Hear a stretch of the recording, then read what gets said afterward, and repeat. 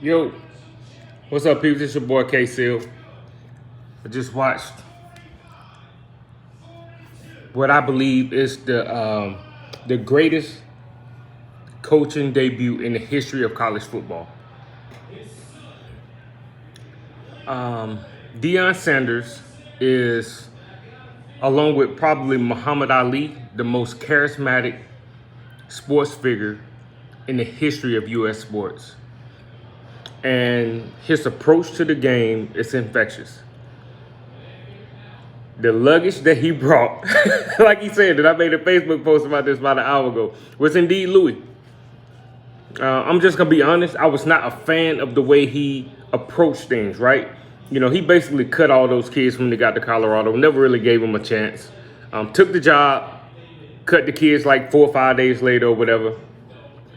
So I hated that approach. I've always loved Deion Sanders, but I hated that approach. And honestly, I wanted him to lose. I wanted him to get pounded today. But what you saw today cannot be denied. Those kids are dogs. This dude, Deion Sanders, can motivate a freaking person with gasoline draws to hop in the fire.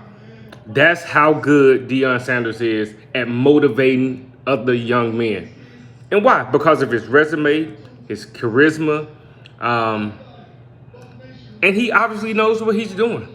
Shedeur Sanders went wild today. The kid was slinging the ball left and right. I've been impressed with him ever since I saw him at Jacksonville State his freshman year. The kid has talent. He's not as athletic as the other Sanders kid, the cornerback, but he has extreme arm talent and he's smart. That's what I hope don't get overlooked for this game. Those kids played smart. They played tough and they played like dogs. Now they weren't perfect. Now there was some dumb penalties, things like that. But what I saw today has to be considered the greatest college football coaching debut of all time. Those boys they were underdogs to lose by about 30. I'm sorry, 20, like 21. The line moved up and down a little bit as bettors, kind of took bets. But for Shedeur Sanders to throw for 510 yards, stop playing. And Travis Hunter, Travis Hunter was amazing. I can't even put into words how good Travis Hunter was. This kid played. I mean, when they say he was up to 60 snaps at halftime, I was like, hold on now, this getting kind of crazy. But man, this kid was Travis Hunter's just amazing, man. And his debut, Shedeur Sanders' debut, Deion Sanders, Colorado.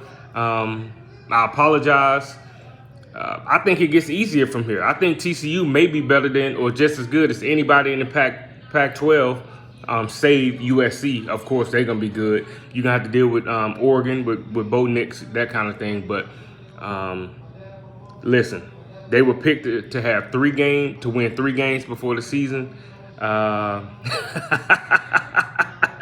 whoever bet the over on that probably gonna cash out, considering what we saw today. Now, as long as they stay healthy, I think they should be good. But he set an unbelievable tone. And God, listen, if the season continues to be like this, then I wouldn't be surprised if Colorado ended with a nice bowl game. And then when Deion hits a recruiting trail, it's over for everybody. All they got to do is find out a way to get, to channel some of that Colorado weed money, some of that 420, and I think it's probably gonna be over. Deion Sanders, I'm sorry for doubting you. I was just kind of mad, considering what I went through with my own son when the coach was kind of like, all you guys got to go. He cut like 25 players or something like that one year. So I was in my feelings a little bit, but shout out to Colorado. You guys did great. My bad, E. We still gonna holler at we still gonna do that post game with Alabama and Michigan later today. But I had to talk about Deion right now. Jake Miller, what's going on? I think, I don't know if a good season to Deion Sanders is 7 wins. I think he wants to win it all, to be honest, Jake. I don't think he has the depth to do that, right? I don't think what I saw out of TCU today looked like a normal TCU team. Not like I didn't see anybody real special outside of a few of their skill players. Their quarterback definitely wasn't special enough to win this game. He kind of blew the game with that the second to last throw he had. He missed some throws. I don't think TCU is really that good, to be honest. What I saw looked like a traditional TCU squad, not what we saw last year. They looked small. They didn't have any kind of extreme speed. Yeah, Jake for sure. I think defensive depth will play a part, especially if they try to play like Travis Hunter, 200 plays again. That ain't gonna cut it once you get into the conference play. But shout out to Colorado. Not sure Hunter can keep that up the entire. No, it's not sustainable. Nobody can do that, bro. Nobody can do what Hunter did all year long. I don't think it'll be smart. That's the kind of stuff that can get him a Heisman and also get him hurt and hurt his draft status. I believe this is his kid's third year, so he'll be looking to be drafted pretty high. Showcase what you can do against certain teams.